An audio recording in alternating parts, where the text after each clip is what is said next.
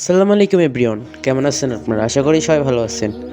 আজকে একটি বুডিং ঘরে নতুন একটি এবং আজকে কোয়েল পাখির বুডিং সম্পর্কে কিছু বলবো।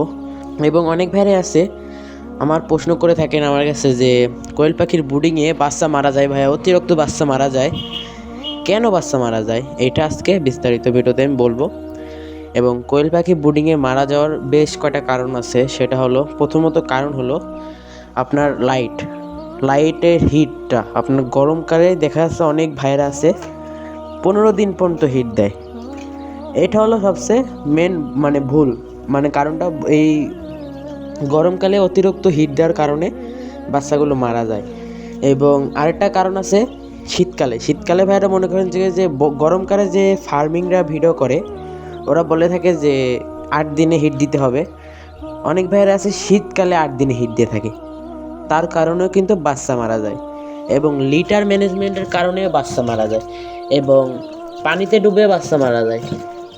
বেশ কটা কারণ আছে। এবং খাবারের যেই পাত্রটা দিবেন সেটা পিছিল হওয়ার কারণেও বাচ্চা প্যারালাইজ হয়।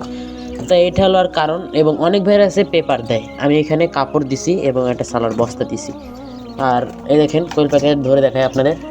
মাশাআল্লাহ, আজকে কোয়েল পাখির বয়স কতদিন দাঁড়ান, আমার পাখিরা সবগুলো এগেটের। এ দেখেন আজকের বাচ্চা হলো 9 দিন, না 8 দিন, সরি 9 দিন। 9 দিনের বাচ্চা মাশাআল্লাহ অনেক বড় হয়েছে, যেটা আপনারা দেখতে পাচ্ছেন।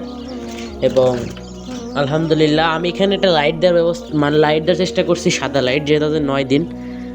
তো যেটা আপনাদের বললাম, গরমকালে অনেক ভেড়া আছে 15 দিন বোর্ডিং করে, হিট দেয়। লাইটটা 60 দেখাচ্ছে, 100 পাওয়ারের লাইটও দিয়ে থাকে। অনেক ছোট্ট একটা বুডিং করে 100 পাওয়ারের লাইটটা দিয়ে থাকে, তার কারণে বাচ্চা মারা যায়। এবং এই দেখেন আমি আজকে 9 দিন এখানে লাইট দিয়েছি হলো সাদা লাইট, যেটা শুধু আলোর জন্য, যাতে ওরা দেখতে পারে, খাবারটা দেখে খেতে পারে। এবং খাবার অনেক ভাইরা আছে কি করে আপনাদের দেখাই।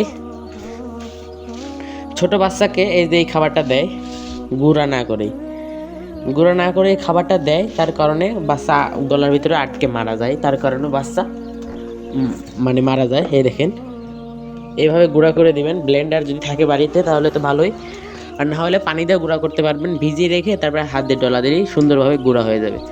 এবং যদি অনেক পরিমাণের খাবার হয় মেল থেকে গুঁড়া করে আনতে পারেন। কিন্তু আরেকটা কারণে বাচ্চা মারা যায়, সেটা যদি অতিরিক্ত গুঁড়া হয়ে যায়, তার কারণে আপনারা একটা স্প্রে কিনবেন। এই দেখেন আমি একটা ভিডিওতে বলছি স্প্রে করে পানিগুলো হালকা একটু ভিজিয়ে দিই, যেহেতু আমি ব্লেন্ডারে গুঁড়া করে অনেক গুঁড়া হয়ে যায়, তার কারণে পানিতে একটু ভিজিয়ে দিলে খাবারটা হালকা ভিজে থাকলে খাবারটা ওড়ে না, তার জন্য কি কোয়েল পাখি মারা যায় না। বাকিটা আল্লাহর হাতে। যদি আপনার সব কিছু তো আর আল্লাহর কাছে ছেড়ে দিলে হবে না, সেটা আপনাকে একটু ম্যানেজমেন্ট করতে হবে বা একটু কষ্ট করে দেখতে হবে পাখিগুলো কেমন আছে। তো এটা আপনাদের অবশ্যই খেয়াল রাখতে হবে। আর গরমকাল যেহেতু হোক, 9 দিনে কিন্তু 8 দিনে বুডিং কমপ্লিট হয়ে যায়, কিন্তু সেই জায়গাটা আপনার গরম থাকতে হবে। যে জায়গাটা আমি রাখছি জায়গাটা খুব গরম। এবং সাইডে দিছি বোর্ড দেওয়ার কারণে জিনিসটা গরম থাকবে, তার কারণে বাচ্চা হিট থাকবে একটা হালকা পাতলা। এবং আজকে বাচ্চা হলো এটা কোন জাতের বাচ্চা সেটা আপনাদের বলি। এটা হলো জাপানি কোয়েল। বেশি বড় হয় না, কিন্তু ডিমের জন্য ভালো। আর যাদের বাচ্চা লাগবে অবশ্যই আমাদের কাছে বলবেন। এবং বাচ্চা নিতে হলে অবশ্যই আগে পেমেন্ট করতে হবে, তারপরে বাচ্চা নিতে হবে। তাছাড়া আমরা বাচ্চা অগ্রিম টাকা ছাড়া আমরা বাচ্চা ডেলিভারি করি না। যদি আগে দিতে পারেন তাহলে বাচ্চা নেবেন। তাই দেখেন বাচ্চা মাশাআল্লাহ খুব সুন্দর হয়েছে বাচ্চাগুলো, আলহামদুলিল্লাহ। এবং ইনকিউবেটরে বাচ্চা দিয়েছি, এবার একটা বেশি দিছি, বাচ্চা বিক্রি করব। এবং আপনাদের ওষুধের কথা তো বলছি আমি, বোর্ডিংয়ে কী ওষুধ লাগে এবং গরমকালেও কতদিন বোর্ডিং করতে হয়, শীতকালে কতদিন বোর্ডিং করতে হয়, এই নিয়ে বিস্তারিত ভিডিও করা আছে, চাইলে দেখে আসতে পারেন। এবং বোর্ডিংয়ের বিষয়টা আজকে ক্লিয়ার করলাম, আশা করি ক্লিয়ার হয়ে গেছে যে আপনারা কীভাবে বোর্ডিংয়ে কেন বাচ্চা মারা যায়, তার জন্য আজকে ভিডিওটা। এবং খাবারটা যদি আপনারা খালি দেখেন আমার এখন খাবারটা খালি, একটু পরে খাবারটা দিয়ে দেব। এবং বেশ কটা বাচ্চা আমার এখানে অসুস্থ ছিল, ফ্যানে যে ইনকিউবেটর ফ্যান আছে ফ্যানে আটকে ছিল, তা এখন সে বাচ্চাগুলো আলহামদুলিল্লাহ বেঁচে আছে। এবং যে কোয়েল পাখিগুলো, এগুলো প্রত্যেকটা কোয়েল পাখি আমার সুস্থ আছে, চঞ্চল একদম। আপনারা ভিডিওতে দেখতেই পারছেন, খুব চঞ্চল এবং একটা বাচ্চা মারা যায়নি আলহামদুলিল্লাহ। এই দেখেন বাচ্চাগুলোর লোম কিন্তু প্রত্যেকটার লোম হয়েছে, দেখতে পাচ্ছেন প্রত্যেকটার লোম আছে।